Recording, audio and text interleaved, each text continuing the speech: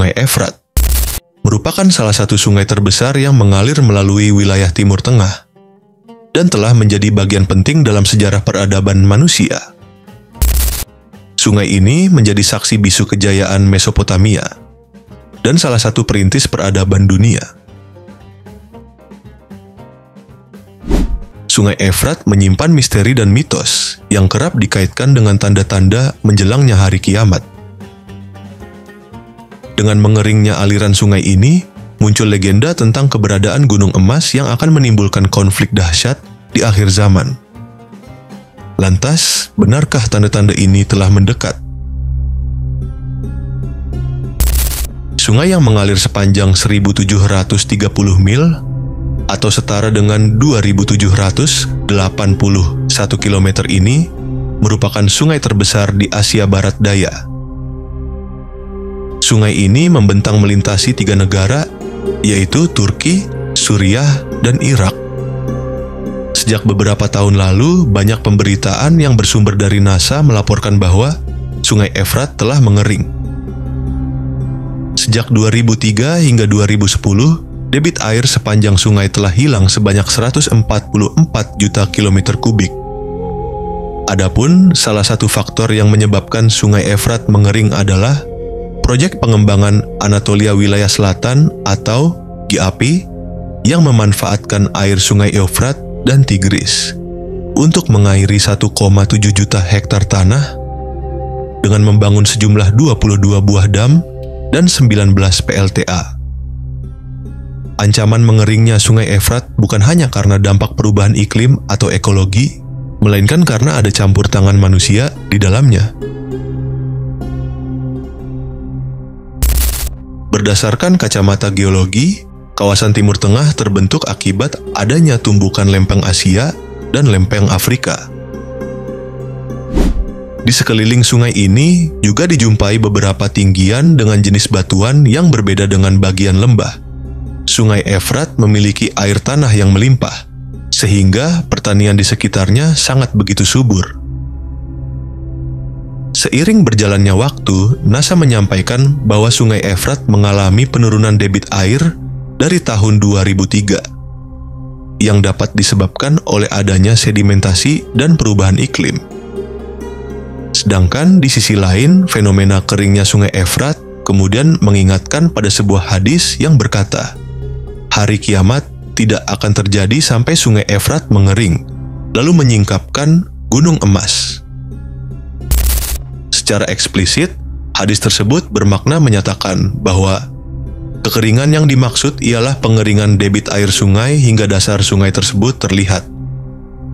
Akan tetapi, makna secara implisit yaitu di mana kondisi masyarakat sekitar Sungai Efrat mengalami peperangan di daerah Timur Tengah yang disebabkan oleh adanya eksploitasi sumber daya alam seperti minyak dan gas bumi yang berlimpah di kawasan ini. Sehingga hal ini menimbulkan konflik yang begitu sangat dahsyat.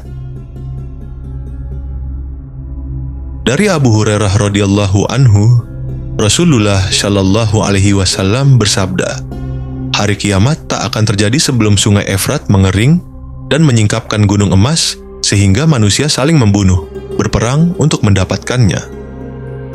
Maka terbunuhlah 99 dari 100 orang yang berperang, dan setiap orang dari mereka berkata, semoga akulah satu-satunya orang yang selamat.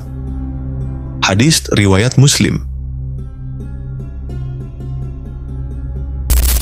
Berdasarkan ilmu geologi, keterdapatan gunung emas dapat diketahui berdasarkan adanya batuan vulkanik serta endapan biji emas ataupun adanya endapan emas placer yang tercampur dengan material yang ada di sungai. Keterdapatan gunung emas tersebut dapat memberikan makna lahiriah ataupun batiniah. Secara lahiriah, gunung emas dapat diartikan dengan gunung api yang termineralisasi endapan emas, atau terdapatnya endapan placer yang mengandung butiran emas. Sedangkan secara batiniah, gunung emas dimaksudkan untuk menggambarkan kejayaan Mesopotamia di masa lalu yang akan terulang kembali dengan melimpahnya sumber daya migas di wilayah lembah Mesopotamia tersebut.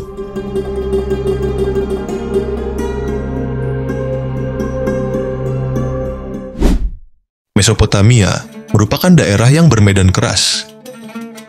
Mesopotamia kuno sering mengalami banjir, namun juga kekeringan. Tanahnya juga mudah berubah dari tanah gurun ke tanah berlumpur. Walau begitu, Mesopotamia menjanjikan kehidupan yang baik kepada penduduk sekitarnya, terutama di Mesopotamia Selatan, tempat di mana air sungai Efrat disalurkan ke kanal-kanal. Dari situlah tercipta daerah pertanian yang sangat subur. Dari daerah pertanian ini, tumbuh daerah-daerah perdagangan yang sangat penting. Para ahli arkeologi berpendapat, pada zaman Neolitikum sekitar 7000 sebelum Masehi, telah ada usaha pertanian dan peternakan di daerah sebelah utara Tigris. Dalam sejarahnya, banyak terjadi pergantian kekuasaan di Mesopotamia. Penguasa paling awal adalah bangsa Sumeria. Kemudian, sekitar 3300 sebelum Masehi, datang bangsa Akkadia ke daerah ini dan bermukim bersama-sama dengan bangsa Sumeria di Mesopotamia Selatan. Pada sekitar 2000 sebelum Masehi datang bangsa Amori ke daerah ini. Mereka membentuk daerah-daerah kekuasaan baru. Di daerah selatan mereka membangun Babilonia, dan di daerah utara mereka membangun Asyur dan Niniwe. Bangsa Babilonia dan bangsa Asyur merupakan bangsa-bangsa yang terkuat di Mesopotamia, dan kedua bangsa inilah yang memiliki peranan penting dalam sejarah Israel.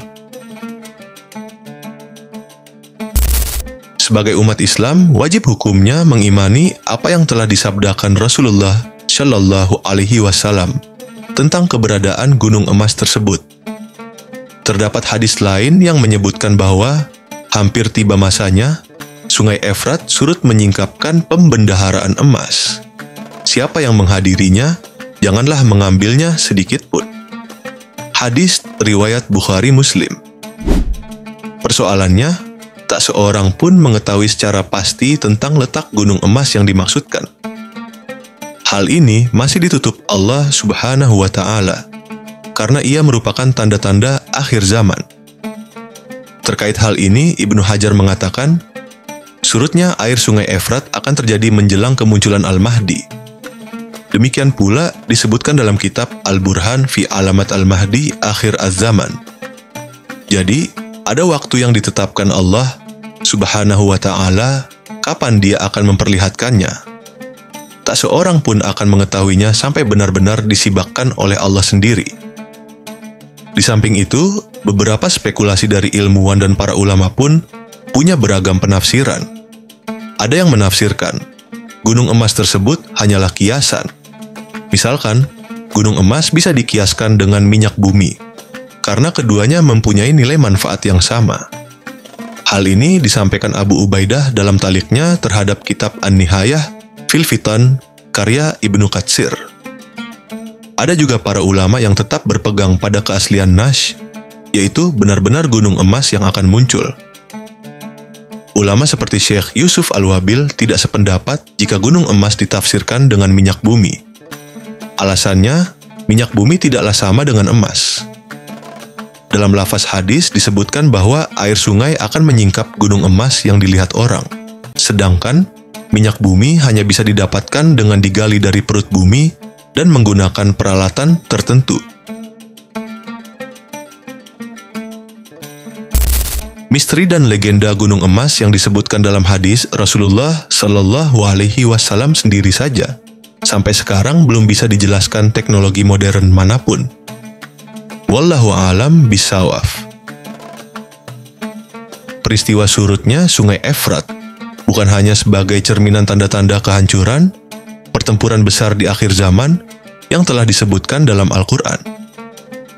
Melainkan kejadian ini juga sekaligus menjadi pengingat bagi umat manusia untuk senantiasa memperbaiki diri, meningkatkan iman, dan bersiap menghadapi hari kiamat yang pasti datang sesuai dengan takdir yang sudah ditentukan oleh Allah Subhanahu wa Ta'ala. Terima kasih Sobat Sains Islami yang telah menyaksikan tayangan ini hingga selesai. Jangan lupa like dan subscribe channel ini agar channel ini senantiasa memberikan informasi yang bermanfaat dan lebih menarik lagi tentunya. Wassalamualaikum warahmatullahi wabarakatuh.